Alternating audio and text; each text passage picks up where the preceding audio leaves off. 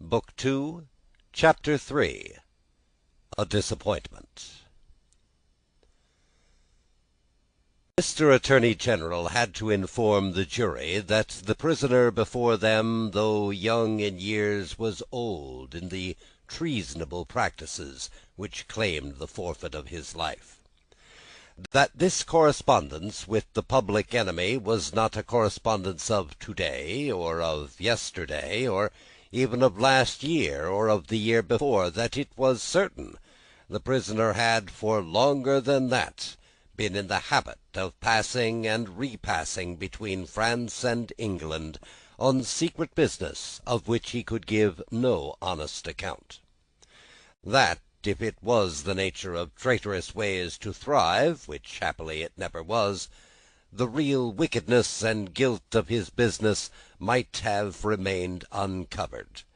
That Providence, however, had put it into the heart of a person who was beyond fear and beyond reproach to ferret out the nature of this prisoner's schemes, and, struck with horror, to disclose them to his Majesty's Chief Secretary of State and most honourable Privy Council, that this patriot would be produced before them, that his position and attitude were, on the whole, sublime, that he had been the prisoner's friend, but at once, in an auspicious and an evil hour, detecting his infamy, had resolved to immolate the traitor he could no longer cherish in his bosom on the sacred altar of his country.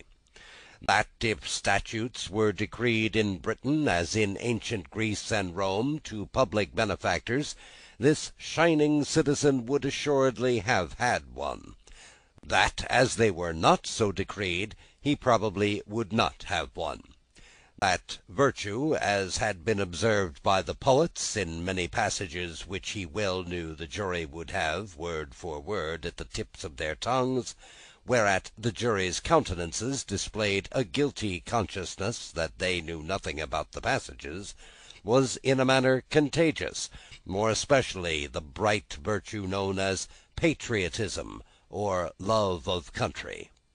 That the lofty example of this immaculate and unimpeachable witness for the crown, to refer to whom, however unworthily, was an honour, had communicated itself to the prisoner's servant, and had engendered in him a holy determination to examine his master's table drawers and pockets, and secret his papers.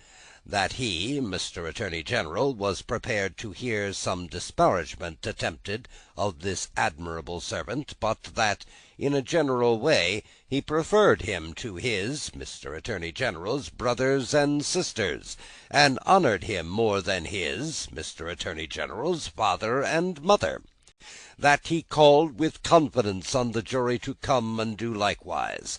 That the evidence of these two witnesses, coupled with the documents of their discovering that would be produced, would show the prisoner to have been furnished with lists of his Majesty's forces, and of their disposition and preparation both by sea and land, that would leave no doubt that he had habitually conveyed such information to a hostile power. That these lists could not be proved to be in the prisoner's handwriting, but that it was all the same, that, indeed, it was rather the better for the prosecution, as showing the prisoner to be artful in his precautions. That the proof would go back 5 years, and would show the prisoner already engaged in these pernicious missions, within a few weeks before the date of the very first action fought between the British troops and the Americans. That, for these reasons, the jury being a loyal jury, as he knew they were, and being a responsible jury, as they knew they were, must positively find the prisoner guilty, and make an end of him, whether they liked it or not. That they never could tolerate the idea of their wives laying their heads upon their pillows. That they never could endure the notion of their children laying their heads upon their pillows. In short, that there never could be, for them or theirs, any laying of heads upon pillows at all, unless the prisoner's head was taken off. That head Mr. Attorney General concluded by demanding of them, in the name of everything he could think of with a round turn on it, and on the faith of his solemn asseveration that he had already considered the prisoner as good as dead and gone. When the Attorney General ceased, a buzz arose in the court, as if a cloud of great blue flies were swarming about the prisoner, in anticipation of what he was soon to become. When it toned down again, the unimpeachable patriot appeared in the witness-box. Mr. Solicitor General then, following his leader's lead, examined the patriot, John Barsad, gentleman by name. The story of his pure soul was exactly what Mr. Attorney General had described it to be, perhaps, if it had a fault, a little too exactly. Having released his noble bosom of its burden, he would have modestly withdrawn himself, but that wigged gentleman with the papers before him, sitting not far from Mr. Lorry, begged to ask him a few questions. The wigged gentleman sitting opposite, still looking at the ceiling of the court. Had he ever been a spy himself? No, he scorned the base insinuation. What did he live upon? His property. Where was his property? He didn't precisely remember where it was. What was it? No business of anybody's. Had he inherited it? Yes, he had. From whom? Distant relation. Very distant? Rather. Ever been in prison? Certainly not. Never in a debtor's prison? And see what that had to do with it. Never in a debtor's prison? Come, once again, never? Yes. How many times? 2 or 3 times. Not 5 or 6? Perhaps. Of what profession? Gentleman. Ever been kicked? Might have been. Frequently? No. Ever kicked downstairs? Decidedly not. Once received a kick on the top of a staircase, and then fell downwards of his own accord. Kicked on that occasion for cheating at dice? Something to that effect was said by the intoxicated liar who committed the assault, but it was not true. Swear that it was not true? Positively. Ever live by cheating at play? Never. Ever live by play? Not more than other gentlemen do. Ever borrow money of the prisoner? Yes. Ever pay him? No. Was not this intimacy with the prisoner in reality a very slight one, forced upon the prisoner in coaches, inns, and packets? No. Sure he saw the prisoner within the lists? Certain. Knew no more about the lists? No. Had not procured them himself, for instance? No. Expect to get anything by this evidence? No. Not in regular government pay and employment to lay traps? Oh, dear, no. Or to do anything? Oh, dear, no. Swear that? Over and over again. No motives but motives of sheer patriotism? None whatever. The virtuous servant, Roger Cly, swore his way through the case at a great rate. He had taken service with the prisoner in good faith and simplicity 4 years ago. He had asked the prisoner, aboard the Calais packet, if he wanted a handy fellow, and the prisoner had engaged him. He had not asked the prisoner to take the handy fellow as an act of charity, never thought of such a thing. He began to have suspicions of the prisoner, and to keep an eye upon him soon afterwards.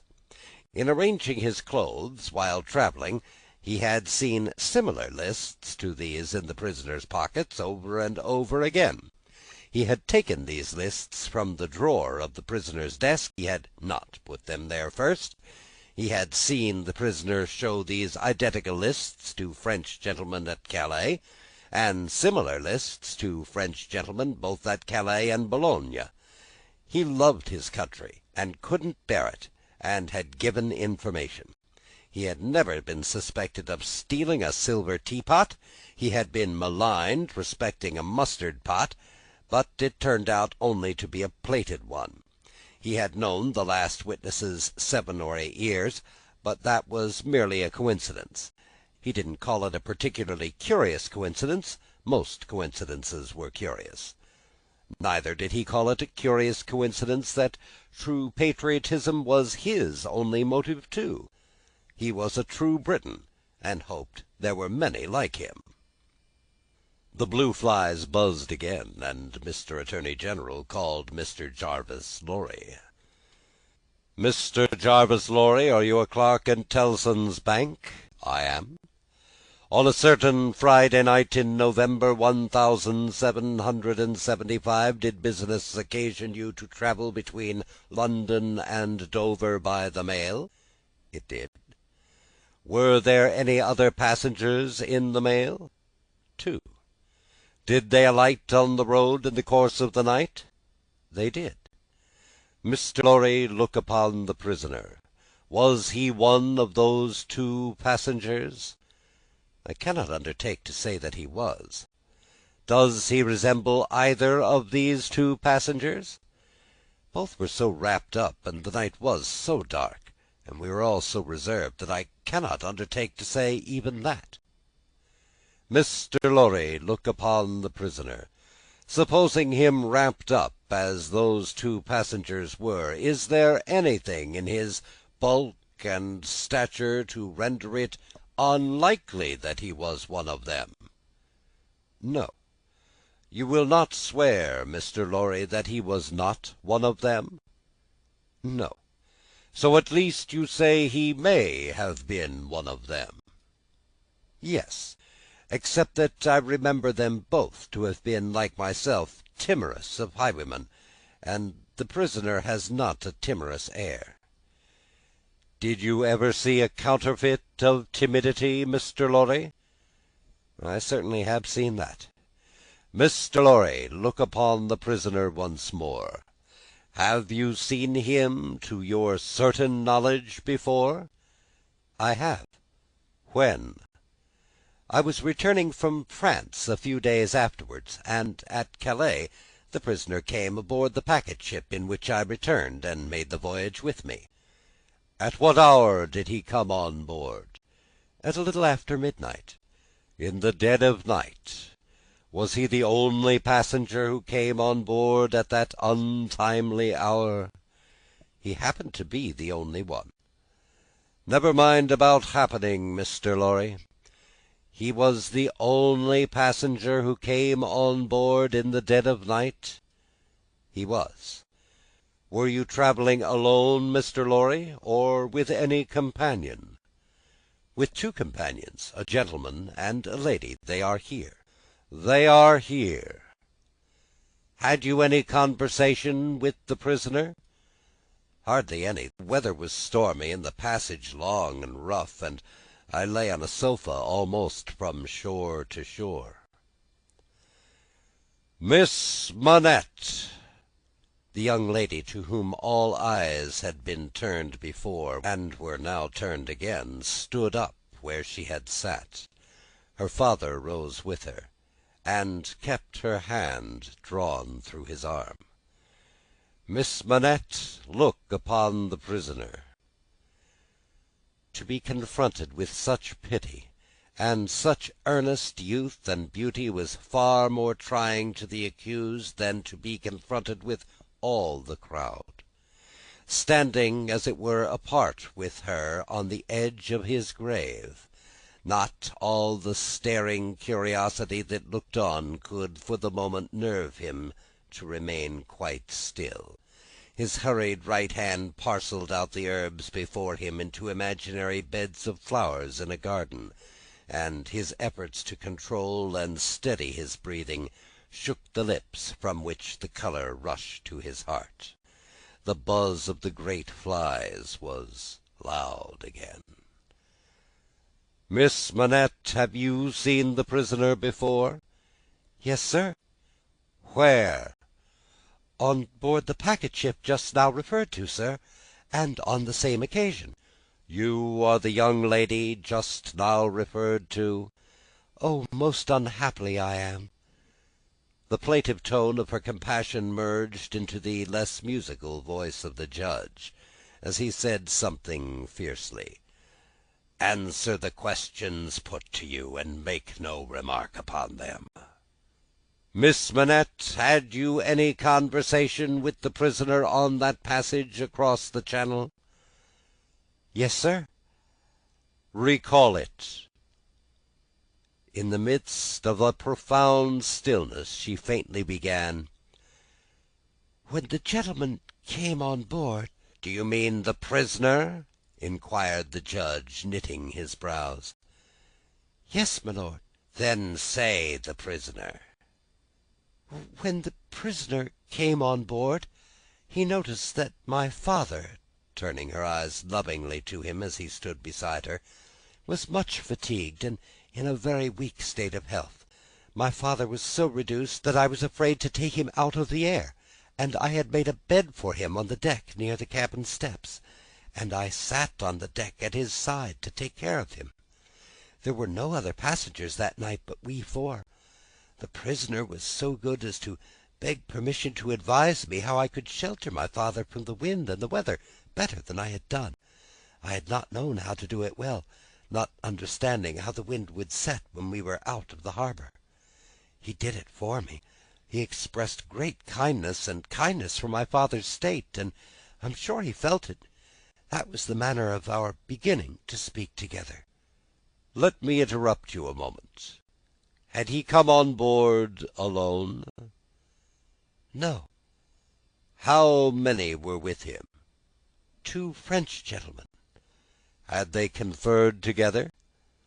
"They had conferred together until the last moment, when it was necessary for the French gentlemen to be landed in their boat." "Had any papers been handed about among them, similar to these lists?" "Some papers were handed among them, but I don't know what papers." "Like these in shape and size?" "Possibly, but indeed I don't know, although they stood whispering very near to me, because they stood at the top of the cabin steps to have the light of the lamp that was hanging there. It was a dull lamp, and they spoke very low, and I did not hear what they said, and saw only that they looked at papers." "Now on to the prisoner's conversation, Miss Manette." "The prisoner was as open as in his confidence with me, which arose out of my helpless situation, and he was kind and good and useful to my father. I hope," bursting into tears, "I may not repay him by doing him harm to-day." Buzzing from the blue flies. "Miss Manette, if the prisoner does not perfectly understand that you give evidence which it is your duty to give, which you must give, and which you cannot escape from giving, with great unwillingness, he is the only person present in that condition. Please to go on." "He told me that he was travelling on business of a delicate and difficult nature, which might get people into trouble, and that he was therefore travelling under an assumed name. He said that his business had, within a few days, taken him to France, and might at intervals take him backwards and forwards between France and England for a long time to come." "Did he say anything about America, Miss Manette? Be particular." "He tried to explain to me how that quarrel had arisen, and he had said that, so far as he could judge, it was a wrong and foolish one on England's part.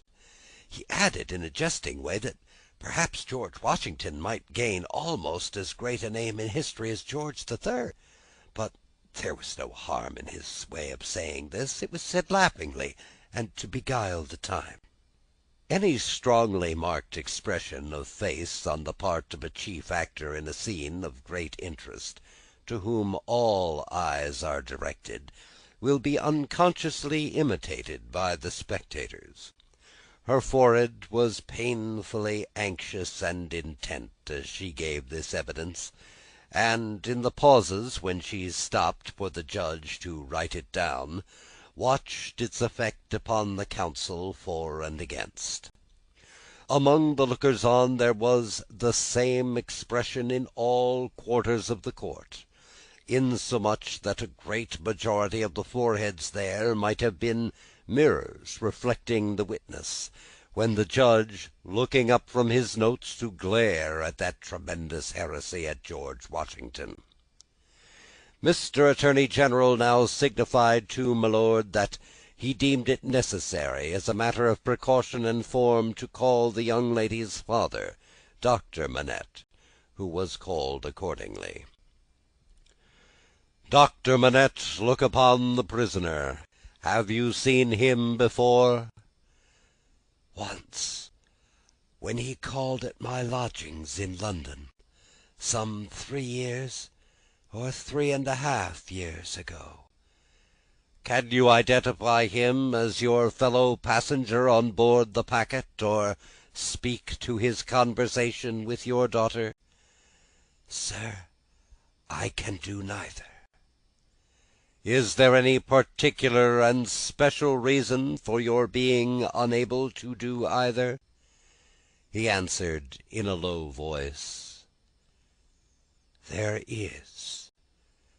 "Has it been your misfortune to undergo a long imprisonment without trial or even accusation in your native country, Dr. Manette?" He answered in a tone that went to every heart, "A long imprisonment."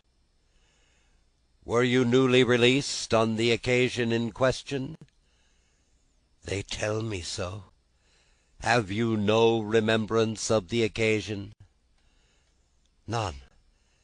My mind is a blank. From some time, I cannot even say what time, when I employed myself in my captivity in making shoes, to the time when I found myself living in London with my dear daughter here. She had become familiar to me when a gracious God restored my faculties, but I am quite unable even to say how she had become familiar. I have no remembrance of the process." Mr. Attorney General sat down, and the father and daughter sat down together.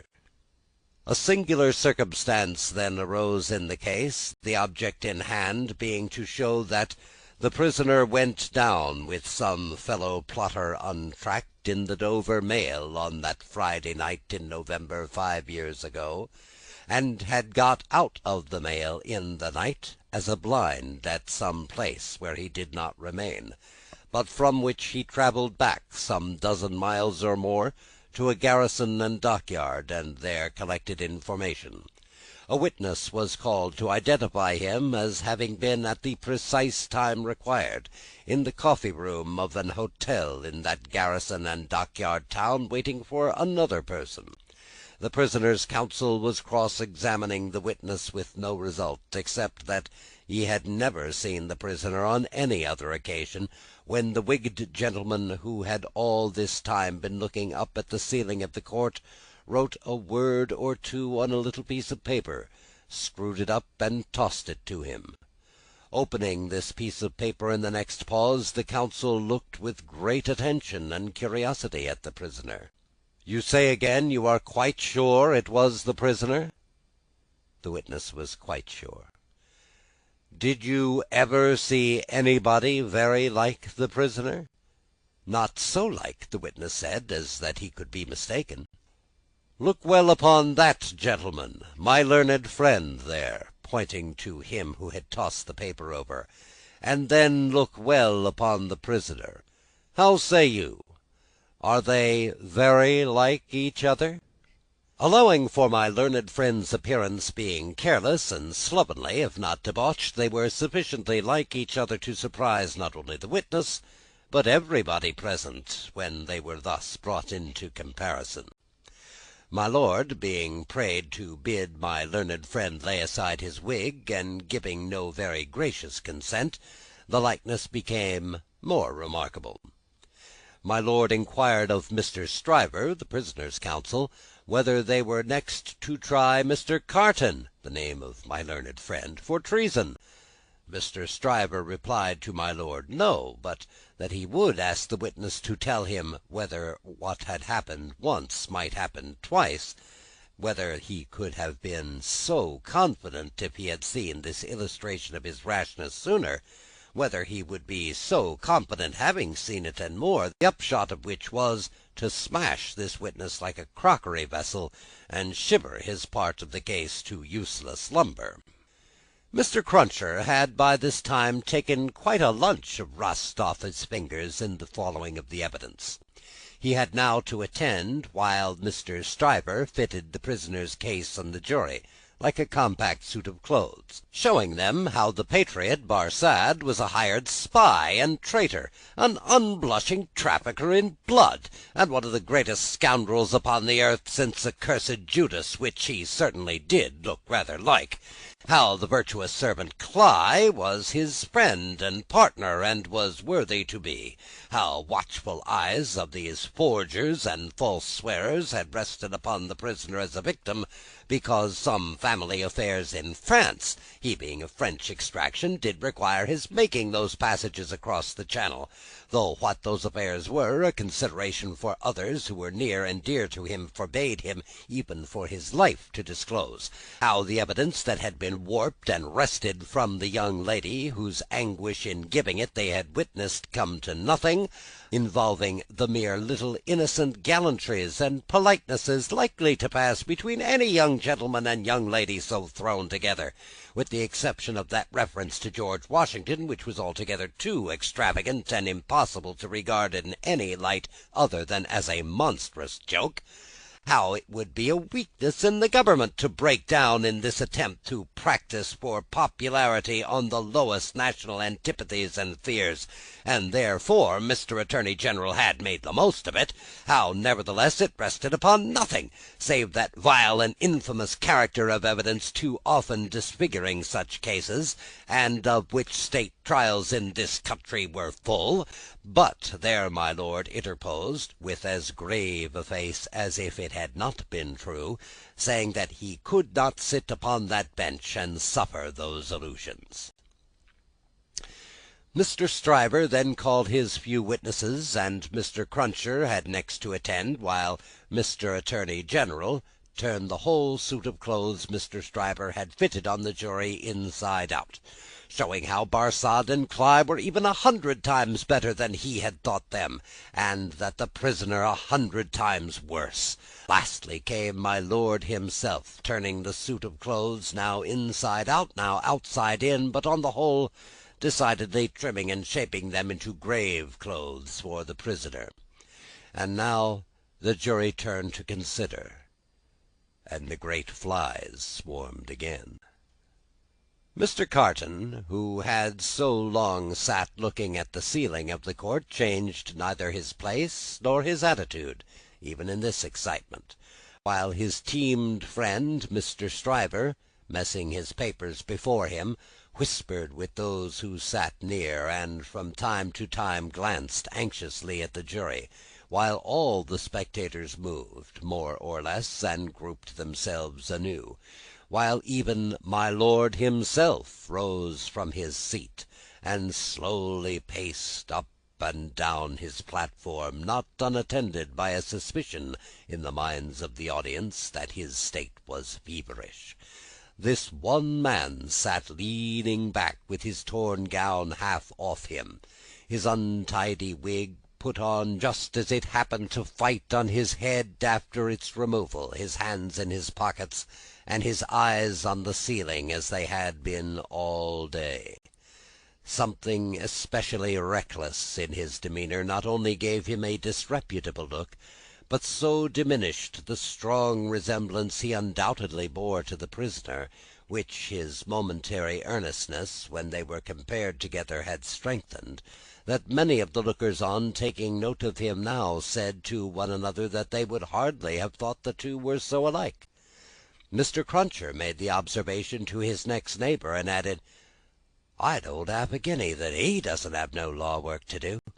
He doesn't look like the sort of one to get any, do he?" Yet this Mr. Carton took in more of the details of the scene than he appeared to take in, for now, when Miss Manette's head dropped upon her father's breast, he was the first to see it, and to say audibly, "Officer, look to that young lady. Help the gentleman to take her out. Don't you see she will fall?" There was much commiseration for her as she was removed, and much sympathy with her father. It had evidently been a great distress to him to have the days of his imprisonment recalled. He had shown strong internal agitation when he was questioned, and that pondering or brooding look which made him old had been upon him like a heavy cloud ever since. As he passed out, the jury, who had turned back and paused a moment, spoke through their foreman. They were not agreed, and wished to retire. My lord, perhaps with George Washington on his mind, showed some surprise that they were not agreed, but signified his pleasure that they should retire under watch and ward, and retired himself. The trial had lasted all day, and the lamps in the court were now being lighted. It began to be rumoured that the jury would be out a long while. The spectators dropped off to get refreshment, and the prisoner withdrew to the back of the dock, and sat down. Mr. Lorry, who had gone out when the young lady and her father went out, now reappeared, and beckoned to Jerry, who, in the slackened interest, could easily get near him. "Jerry, if you wish to take something to eat, you can, but keep in the way. You will be sure to hear when the jury come in. Don't be a moment behind them, for I want you to take the verdict back to the bank. You are the quickest messenger I know, and will get to Temple Bar long before I can." Jerry had just enough forehead to knuckle, and he knuckled it in acknowledgment of this communication, and a shilling. Mr. Carton came up at that moment, and touched Mr. Lorry on the arm. "How is the young lady?" "She is greatly distressed, but her father is comforting her, and she feels better for being out of court." "I'll tell the prisoner so. It wouldn't do for a respectable bank gentleman like you to be seen speaking to him publicly, you know." Mr. Lorry reddened as if he were conscious of having debated the point in his mind, and Mr. Carton made his way outside of the bar. The way out of court lay in that direction, and Jerry followed him, all eyes, ears, and spikes. "Mr. Darnay," the prisoner came forward directly, "you will naturally be anxious to hear of the witness, Miss Manette. She will do very well. You have seen the worst of her agitation." "I am deeply sorry to have been the cause of it. Could you tell her so for me, with my fervent acknowledgments?" "Yes, I could. I will, if you ask it." Mr. Carton's manner was so careless as to be almost insolent. He stood half turned from the prisoner, lounging with his elbow against the bar. "I do ask it. Accept my cordial thanks." "What," said Carton, still only half turned towards him, "do you expect, Mr. Darnay?" "The worst." "That is the wisest thing to expect, and the likeliest. But I think their withdrawing is in your favour."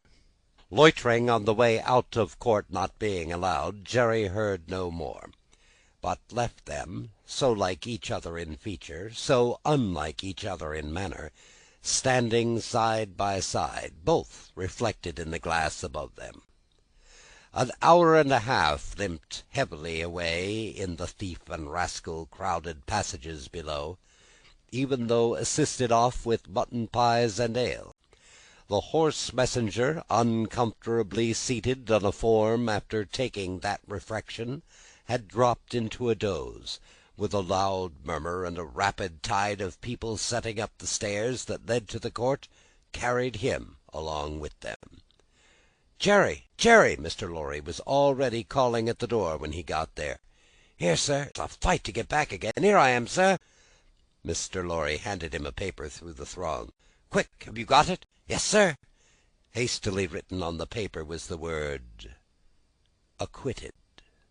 "If you had sent the message 'recalled to life again,'" muttered Jerry as he turned, "I should have known what you meant this time." He had no opportunity of saying, or so much as thinking, anything else, until he was clear of the Old Bailey, for the crowd came pouring out with a vehemence that nearly took him off his legs, and a loud buzz swept into the street, as if the baffled blue flies were dispersing in search of other carrion.